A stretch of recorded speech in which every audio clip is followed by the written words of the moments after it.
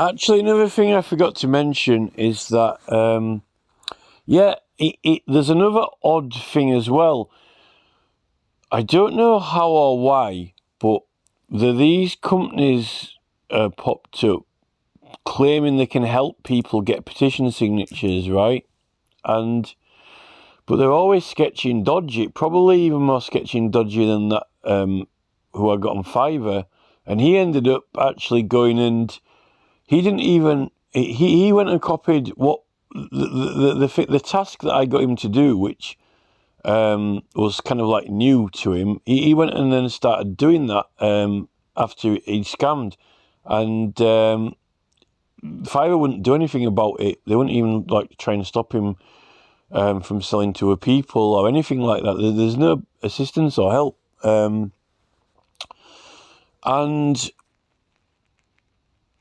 there's these other on Facebook. When you type in petition, it pops up now. Like in the like you get suggestions. It's popping up like in like this petition page that's helping people to get petitions. They must pay to boost it.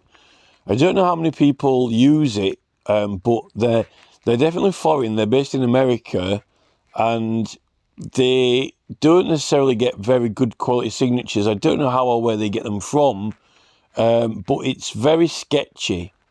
Now, the thing that and I actually used them one time, and they didn't even do what I asked. So the problem is that there's something odd going on. Why isn't there? Why aren't there anyone doing like helping you get signatures, right? You'd have thought there would be. And you've got 38 Degrees and you've got change.org, right? You can put money into change.org and they'll promote it within the website. You give money to 38 Degrees and they just use it for what they want, right? But it's odd that I can't really... All these groups like 38 Degree... all these groups like Extinction Rebellion, right? And Just Stop Oil, right? With all those people, some of them must have actual jobs or be looking for kind of jobs, or when they're not doing stuff for Extinction Rebellion. There's a lot of universities in England, and there's a lot of students. And a lot of students are at computers a lot of the time. And the thing with students is some of them get jobs because they need a job, they need some money. I know they get grants and stuff now, but I mean, some of them just get a job in a bar. Now, true, they get that job because they like to work in a bar and it's cool and they get to socialise and they like to be in the town and it's more like a lifestyle as much as a job. But they also do it for the money. And there are a lot of students in this country who kind of are looking to get, 30, 50, 60 quid or more to help them through with their studies or to go out with, right? And I find it strange, I find it unusual that they haven't kind of got together or done some page or whatever for petition signatures, because the thing is, right, it's kind of hard work because you start doing it, right, and you're enthusiastic and you've got to ask people. And when you start just chatting to people in groups and asking them, you do get results. I got really good results with tagging people or messaging people. But after you do it for too long, I guess it kind of does feel like begging a bit in a way. But the thing with, if it's a completely different and new subject, then you're in completely different groups with different people, right? So if it's like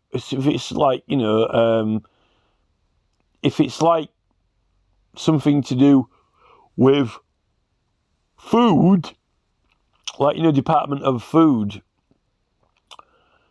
or agriculture or something like that, you're into different groups with different people, right? So you don't have to go around the same places all the time.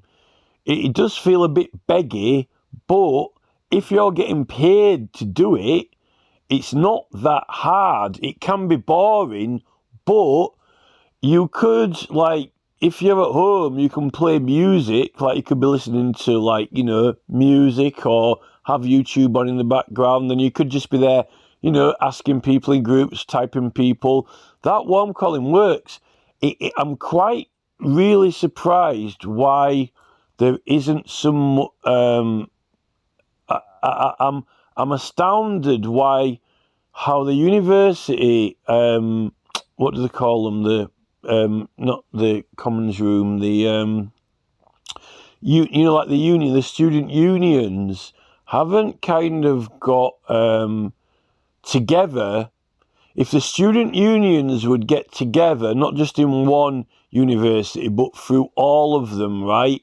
And they set up a website, and they got, like, you know, all of the students who are looking to want to earn some money, they could do it getting petition signatures for people, or promoting, you know, sharing for them.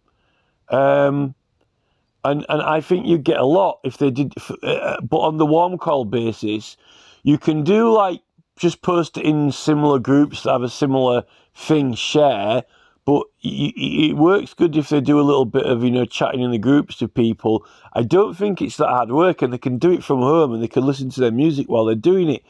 I think people who are doing a petition can and will do it themselves, but sometimes you need some help, you know. And currently all there is to offer are people doing it, and they're really sketchy and scammy, and they don't really know what they're doing, and they don't really care. The thing you get with people here is that they, you know, it's about getting the right people, you know, who know what they're doing, you know, and I really think that we're missing that. We're really missing that. And I think that there are people who are looking for the work, looking for the money, and want to do it, and it's a legitimate way to do it, and not these other people who are scamming people on these other sites because we're having to try and look for help. It's okay. That guy who got 200,000 signatures, he was, you know, he did it at the right time, and he was in a lot of groups, and it was just a type of thing. It's like that tampon tax one. That tampon tax petition it wasn't always going to succeed, because there's no woman who doesn't want to get money reduced off her tampons, and no one's opposed to it. And every single woman in the country, no matter what political party you're with, is going to be behind it. So that tampon tax petition, they went out and collected paper signatures in the streets and did loads of promo for it, that Laura Corrigan. But, you know, petitions like that are few and far between. A lot of other petitions really need assistance and help, you know, and if you really want to get the 10,000 or even the 100,000, you're not going to do it without help, because it's one a minute. You've got to get one per minute in 6 months. And sure, you don't have to do it in 6 months on 38 degrees or change.org, but if you do it on Parliament website, that is like official, you know? It's official, and you've got a number, and that is legal. And that is a good thing about it. And over if you can get it past, like, you know, the goalie, the Labour and Tory goalkeepers who are trying to keep out anything that's actually really decent, unless you're Dr. Tess Lowry, you know, they're fake pretend standards. You see, what we really want or need is on the actual government website, and to take it seriously, like in the Small Claims Court. I mean, even that website, you can add evidence. I don't think you can put photos. You can put links to photos. I don't even know if you can officially ask for a subpoena through there. I think I think if you want a subpoena, you'd have to do it when you first submit it, and then put the link to the document, and then explain to them that you want them to send that as well. And then you can do it that way, not like through case management halfway through or whatever. I think you should, but they don't want there to be evidence. That's the thing. Whenever you put evidence, you can put links on there. But whenever I've put a link, they've always said, "Oh, this is false information." I'm like, how can it be false information? It's from a source, you know.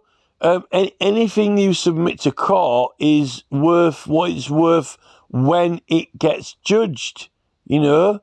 And to be judged by a jury, you know, or debated in the courtroom, or that's why you go into court, to prove something. Now, Parliament don't want you to attach it. They don't want it to be proved. They don't want it to be associated with the government. It's almost like I don't know. It's a miracle that there was evidence of, it's almost like when the police, photograph people speeding, but you don't see the police car, if someone was filming the police car, filming them, showing the police driving like idiots, then, they might the CPS might not want the court to see that. It's almost kind of like the CPS is sort of, omitting or filtering and removing stuff, and that's not a legitimate government. True, there's certain things on there might not look good, but does it really look good when Boris Johnson's bending over with his ass crack showing, shearing a sheep, but they don't want you to have evidence, attached to your petition on the Petitions Committee website, but it's okay for the Prime Minister to go pull a pint in a pub, get pissed, and shear a sheep with his ass cracked out, they just don't, the